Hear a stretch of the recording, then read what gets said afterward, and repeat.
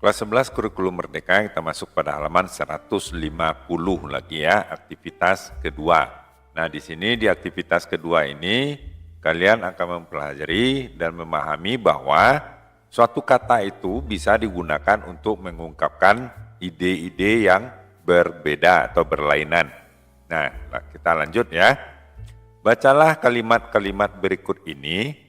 Seluruh kalimat-kalimat itu terkoneksi terhadap satu topik.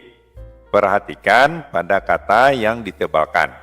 Kenapa yang ditebalkan ini kamu perhatikan?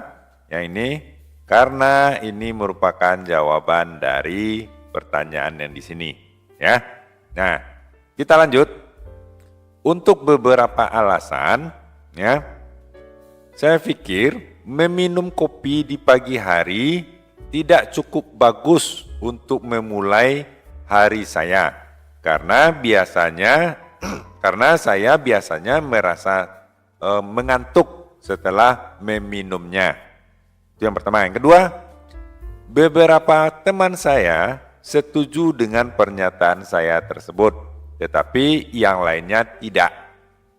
Yang ketiga, Richard, salah seorang teman saya yang tidak setuju dengan pernyataan saya, mengatakan bahwa meminum kopi di pagi hari bisa meningkatkan suasana hatinya. Suasana hatinya di sepanjang hari, karena dia bisa melakukan tugasnya lebih baik setelah meminum kopi di pagi hari. Nomor 4, sementara itu Wendy, teman sekelas saya yang setuju dengan saya, menyatakan bahwa meminum segelas susu memiliki efek yang signifikan, yang berpengaruh ya, efek yang berpengaruh terhadap suasana hatinya di seluruh hari itu daripada meminum semangkuk atau segelas kopi. Nomor 5, oleh karena itu saya tidak pernah meminum kopi sebelum melakukan aktivitas saya. Nah, berikutnya isilah yang masih kosong ini dengan kata-kata yang ditebalkan. Nah, yang pertama, saya tidak titik-titik dengan pernyataan yang kita harus mandi sebelum tidur. Ya, jadi di sini saya tidak setuju ya, agree ya dengan pernyataan bahwa kita harus mandi sebelum tidur. Nah, yang kedua, untuk beberapa alasan mandi sebelum tidur setiap hari tidaklah titik-titik good enough ya. Tidaklah cukup bagus. Enough karena banyak jutaan orang di dunia yang menderita karena kekurangan air dan makanan.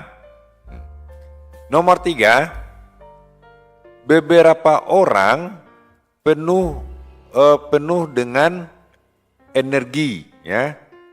Penuh energi untuk mencari nafkah, to make a living ini mencari nafkah ya, dan tidak bisa memenuhi cukup air bersih dalam keseharian mereka. Nomor 4, menggunakan air secukupnya memiliki titik-titik efek, artinya di sini signifikan. Efek yang signifikan atau cukup berpengaruh jika dilakukan oleh banyak orang di seluruh dunia, around the world ya. Kemudian nomor 5, apakah fakta bahwa kita hidup di tanah di mana cukup air bisa titik-titik rasa syukurmu terhadap Tuhan? Nah, jadi di sini bus ini ya, bus meningkatkan. Jadi apakah fakta bahwa kita hidup di